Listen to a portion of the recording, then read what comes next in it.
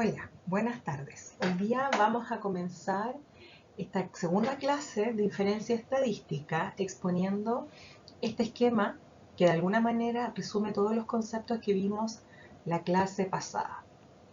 Lo primero que vimos la clase pasada es que nuestro interés radica en la población, ¿cierto? Nosotros queremos hacer inferencia estadística. Queremos saber a partir de nuestra muestra qué es lo que pasa con la población. Entonces vamos a ver el lado izquierdo de nuestro esquema, ¿ya? En teoría de la probabilidad, cuando hablamos de la población, es equivalente a decir que estamos hablando de nuestro espacio muestral, ¿cierto? Cuando tengo un espacio muestral conocido, nosotros podemos obtener variables aleatorias, que es esta característica de interés, cuyo valor es determinado por el azar, ¿cierto? Entonces ustedes recuerdan ese ejemplo en el que yo les iba preguntando cuántos de ustedes tenían más de 30 años. Entonces sacábamos al azar y obteníamos un resultado. Y ese resultado iba variando de experimento en experimento. Y nosotros podríamos tomar los resultados de ese experimento y construir con ello una distribución de probabilidad y ver cómo se distribuyen los resultados posibles del experimento. Ahora bien, vimos que las distribuciones de probabilidad son distintas a una distribución de frecuencia, porque la última, que está en el lado derecho de la pantalla, deviene de las variables que provienen de nuestra muestra. Ahora, tanto las variables de la muestra como las variables de la población pueden ser estandarizadas, ¿cierto? Y eso es lo que aparece acá. Nosotros podemos estandarizar las variables a partir de un puntaje Z. Con la mezcla de estos dos elementos, de lo que sabemos de distribuciones de probabilidad, y que como toda distribución puede ser estandarizada, vamos a llegar ahora al concepto de distribuciones muestrales, ¿ya? Que es el concepto que vamos a aprender ahora. ¿Por qué es importante comprender este concepto de distribuciones muestrales? Porque es lo que va a conectar nuestra muestra con la población. Hoy día vamos a ver entonces cómo la muestra con la población se conectan a partir de este concepto de las distribuciones muestrales. Entonces, antes de seguir, es importante que ustedes conozcan este decálogo de la inferencia. Esto es lo que deberíamos saber hasta el momento de inferencia estadística. Primero, cuando no puedo acceder a la población, necesito trabajar con la muestra. Eso es lo que hemos aprendido hasta el momento, ¿cierto? No puedo quedarme solamente con la muestra, necesito hacer inferencia estadística y con esto necesito ver cómo accedo a la población. Las muestras con las cuales yo haga inferencia tienen que ser probabilísticas, es decir, no puedo hacer inferencia estadística con cualquier muestra, tengo que tener una muestra particular, ¿cierto? Que son muestras probabilísticas. ¿Qué quiere decir eso? Que los elementos tienen una probabilidad conocida, ¿cierto? De ser seleccionados. Y tienen que tener componentes de aleatoriedad en la selección porque si no tendríamos muestras sesgadas. Ahora bien, no basta con que nuestra muestra sea probabilística, sino que también tiene que ser representativa de la población. Cuarto, la teoría de la probabilidad nos va a otorgar los supuestos que nos van a permitir hacer inferencia estadística. ¿Qué más aprendimos? Que las distribuciones de probabilidad se basan en las poblaciones o en el acceso que tenemos del espacio muestral, mientras que las distribuciones de frecuencia se basan en las muestras. También aprendimos en la clase pasada que hay diversas distribuciones de probabilidad y también hay distintas distribuciones de frecuencia. Esto va a depender del tipo de variable. 8. La distribución normal es un tipo de distribución de probabilidad. En este curso vamos a conocer otras distribuciones, como la distribución chi cuadrado, t de student, f de feature y todo eso. 9. Basándonos en la estandarización de variables y la distribución normal, nosotros elaboramos esta regla empírica. ¿Se acuerdan? Esta regla que decía que aproximadamente a 2 desviaciones estándar de la media teníamos como el 95% de las muestras, ¿ya? Y esta regla empírica nos permite estimar proporciones bajo una curva en un comportamiento normal. Entonces yo podría decir, mira, sobre 2 desviaciones estándar de la media va a estar como el 2,5% de los casos. ¿Ya? Entonces nosotros podemos, a partir de este conocimiento que tenemos, estimar valores. Ahora bien, ¿cómo saltamos de la muestra a la población? Eso es lo que vamos a ver a continuación. Miren,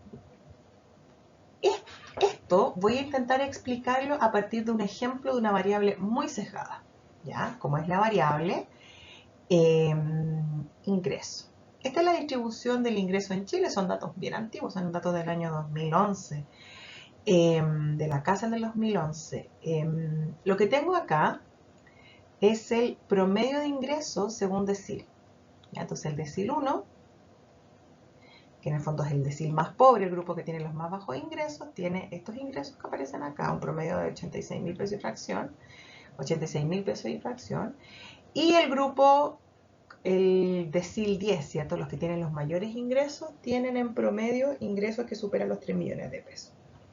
Ya, entonces, de acuerdo con estos datos, nosotros tenemos una variable, la variable nivel de ingresos, una variable tremendamente sesgada.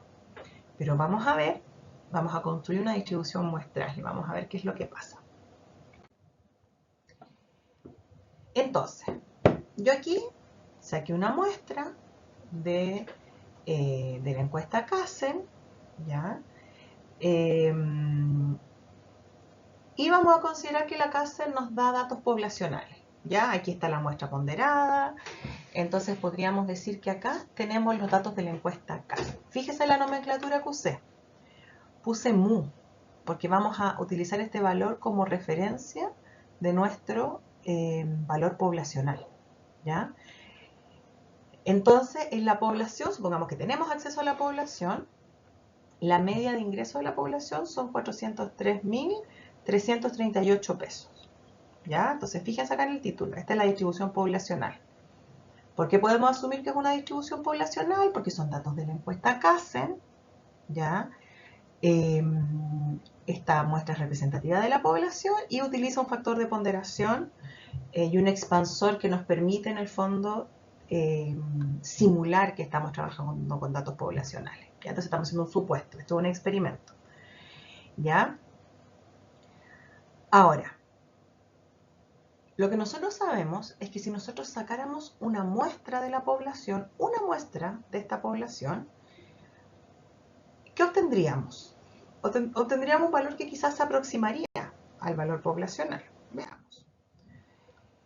Tomo una muestra de 100 casos de la encuesta CASEN y saco una tabla, o sea, saco un resultado, ¿cierto? Este es un histograma con la distribución de frecuencia para 100 casos de la encuesta CASEN. Y fíjense la media que obtengo, 396.000 pesos y fracción. A nivel poblacional teníamos 403.000 pesos y fracción. Entonces, si ustedes se fijan, no se aleja mucho. Nosotros podríamos decir, oye, mira, me saqué una sola muestra de 100 casos y no se aleja mucho, está por debajo, ¿cierto? Pero no se aleja mucho, se aleja como 5.000, 6.000 pesos del, no más, como 10.000 pesos de del valor poblacional. Pero mira, esta única muestra me dio un valor bastante similar. Ahora, ¿qué pasa si hago este ejercicio 60 veces? Si 60 veces saco muestras distintas de la población, todas del mismo tamaño, 60 muestras, todas sacadas aleatoriamente de la población, todas con 100 casos, y obtengo estos resultados. Entonces, por ejemplo, la muestra 5 me dice que la media de ingresos de esta muestra son 413.761 pesos. Ya, está un poco sobre el promedio poblacional que nosotros vimos. Hay unas que están por debajo, por ejemplo, la muestra 29 me dio una media de 373.378. O la muestra 41 está más lejos, 363.935. Hay otras que están más cerca, como la muestra 57, 405.880 pesos. Entonces uno podría decir, mira, todas las muestras me dieron resultados distintos, no hay ninguna que se repita. Hay unas que están más cerca de la media y hay otras que están más lejos. Pero son todas bastante similares, porque ninguna muestra nos dijo que la media de ingreso son 50.000 pesos. O en ninguna muestra me dijo que la media de ingresos son 5 millones de pesos. No, se mantienen dentro de un margen, no sé si lo observan, como entre los 300 y tantos mil, 500.000. Miren, fíjense, acá hay una muestra que tiene más de 500.000 pesos. Esa se aleja bastante del promedio, pero hay otras que están más cerca y otras que están más lejos. ¿Ya? ¿Nosotros qué podríamos hacer con esto? Construir una distribución. Entonces yo acá lo que tengo es un histograma y fíjense el título. Es una distribución muestral, porque la distribución muestral grafica la distribución de todas las muestras del mismo tamaño obtenidas aleatoriamente de la población. Es decir, acá tengo 60 muestras de tamaño 100 y lo que vemos es que todas las muestras son iguales, por lo tanto son comparables, todas fueron sacadas aleatoriamente de la misma población. Y yo de esta gran muestra de muestras, de esta distribución muestral, puedo obtener la media. Y fíjense la media que me da, la media de todas las medias. 406.756. Es decir, si yo obtuviera las medias de todas las medias, es una media que se parece bastante al MU, al valor poblacional. Hay unas que están más lejos, ¿cierto?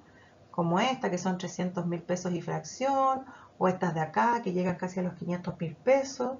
Sin embargo, todas las medias son bastante similares. Acá es el mismo ejercicio anterior, pero saqué 500 muestras de tamaño 100. El anterior gráfico, el gráfico azul, eran 60 muestras de tamaño 100. Acá tengo 500 muestras de tamaño 100. Entonces vemos la forma de la distribución, vemos la media, y es una media de 404.000 pesos. Pero también quiero que ahora miren la simetría y la kurtosis. La simetría y la kurtosis también bastante cercanas a cero. Y si ustedes recuerdan varias clases atrás, cuando hablamos de la simetría y la kurtosis, dijimos que la simetría y la kurtosis nos permiten, cuando estaban mientras más cercanas a cero, estábamos hablando de una distribución simétrica, ¿cierto? Más simétrica, y una distribución con esta forma de montículo, mesocúrtica. Y miren qué interesante, esta distribución tiene estas características. Tiene una distribución normalizada. Quizás en el gráfico no se ve tan claro, ¿ya? Pero por lo menos los estadísticos de la kurtosis y la simetría nos hablan de una distribución que se va normalizando. Y fíjense, acá ya nos volvimos locos. Sacamos 500 muestras, pero de tamaño 1000.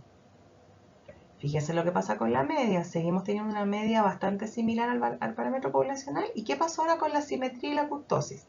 La simetría sigue estando bastante cercana a cero. ¿Ya? Entonces me está diciendo que es una distribución bastante simétrica con esta forma de montículo. Pero fijémonos en la kurtosis. La kurtosis aumentó a 3. Y lo que nosotros dijimos en la clase de kurtosis, ustedes dirían, bueno, pero ya dejó de ser mesocúrtica, ahora es leptocúrtica. Pero eso es bueno, porque lo que quiere decir es que cuando yo saco 500 muestras de tamaño 1000, tengo muchos datos que están en el centro de la distribución, como en el PIC. Quiere decir que tengo una mayor concentración de casos que están cerca de esta media. ¿Y qué característica tiene esta media? Que es muy parecida al parámetro poblacional. Entonces, fíjense lo que hicimos. El primer ejemplo, y fíjense bien en los títulos, era la distribución de una variable en la muestra, una distribución de frecuencia, ¿ya?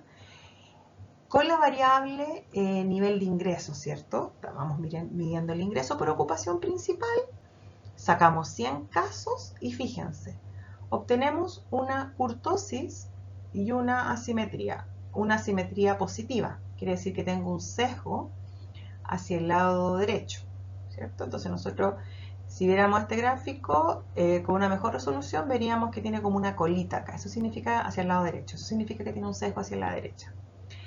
Y una kurtosis de 20.3, es decir, hay muchos datos que están concentrados en torno a la media o al PIC. ¿Ya? Pero esa es la distribución de la variable en la muestra, de una variable de una muestra. Pero luego en el gráfico azul, verde y naranjo, lo que tenemos es la distribución muestral. Acá no debería decir de la muestral, debería decir muestral. Voy a corregir la diapositiva. ¿Ya? Una distribución muestral. Entonces lo que tenemos acá no son 100 casos, ni son 60 casos. Tenemos 60 casos, pero estos casos son muestras. Son 60 muestras obtenidas aleatoriamente de la población y cuyo tamaño de cada muestra es un tamaño de 100. Entonces, fíjense, ya nuestra unidad de análisis no son personas. Nuestra unidad de análisis en este gráfico son muestras. Por eso es una distribución muestral. Si yo pudiera sacar infinitas muestras de la población, es el experimento que estamos haciendo. Entonces tengo 60 muestras de tamaño 100.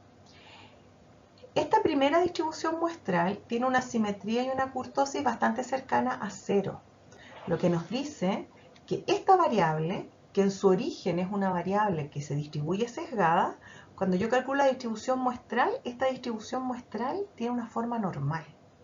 Ojo con eso. Luego, aquí en verde, teníamos las mismas muestras de tamaño 100, pero esta vez sacamos 500 muestras. Y si ustedes se fijan, nuevamente la simetría y la kurtosis están bastante cercanas a 0. Es decir, la distribución muestral de 500 muestras de tamaño 100 obtenidas aleatoriamente de la población nos dan una distribución mesocúrtica y simétrica. Y en el último ejemplo, este gráfico que justo lo tapa la imagen, pero que es el gráfico que tiene 500 muestras pero de tamaño 1000. Aquí lo que observamos es que la asimetría sigue estando en torno a 0, ¿cierto? Se vuelve más simétrica que las anteriores, pero la kurtosis aumenta. Eso quiere decir que esta distribución es más puntiaguda. Pero recuerden lo que significa que la distribución sea puntiaguda. Si es simétrica, en el centro de la distribución está la media. Y lo que me dice que esta distribución sea más puntiaguda quiere decir que existen más casos en torno a la media. En términos de teoría de probabilidad, lo que nos está diciendo es que si yo de todas las muestras posibles, de estas 500 muestras de tamaño 1000, yo sacara solo una muestra, es más probable obtener una muestra aquí, en el centro de la distribución, es decir, una muestra que se parezca mucho al parámetro poblacional, ¿cierto? Porque lo que tenemos acá en el centro de esta distribución es una media de todas las medias, pero que se parece mucho al parámetro poblacional.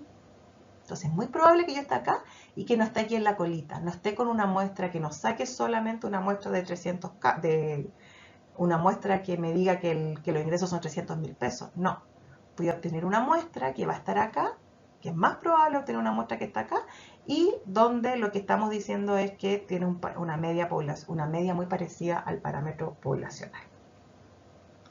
Entonces, ¿este experimento para qué nos sirve? Este experimento nos sirve para decir que si yo sacara infinitas muestras de la población, tendría distribuciones como esta. Pero yo de la población no saco infinitas muestras, no tengo presupuesto para sacar infinitas muestras de la población. Yo voy a sacar solo una muestra, ¿cierto? Lo que me comprueba este experimento es que es más probable que yo saque una muestra que está por acá, cercana al centro de la distribución, que si está lejana.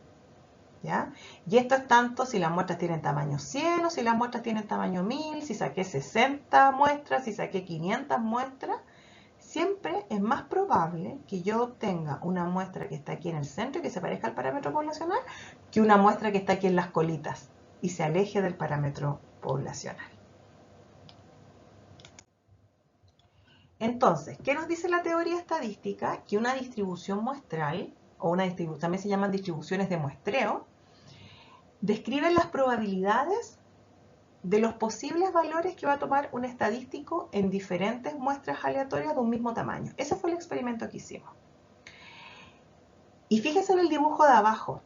Lo que nos dice el dibujo de abajo es que la distribución muestral, acá está en inglés, siempre va a tener una menor dispersión, y por eso va a ser más leptocúrtica, que la variable de la población. Entonces vamos a tener altas probabilidades que si la media poblacional es 100, obtengamos acá una única muestra cuya media sea 100 que una muestra que la media sea, no sé, 108.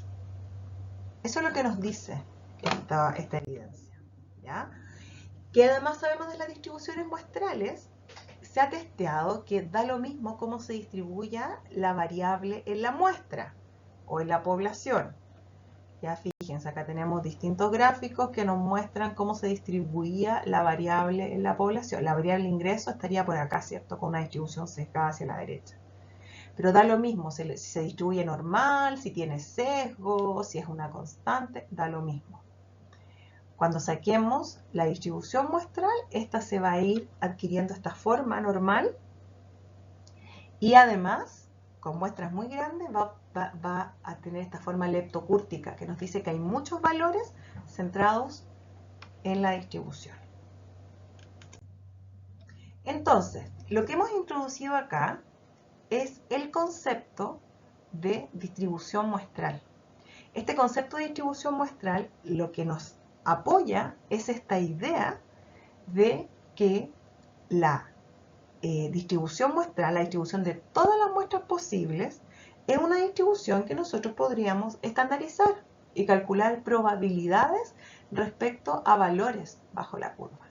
Y eso es lo que vamos a hacer en la siguiente clase, que va a ser el siguiente video.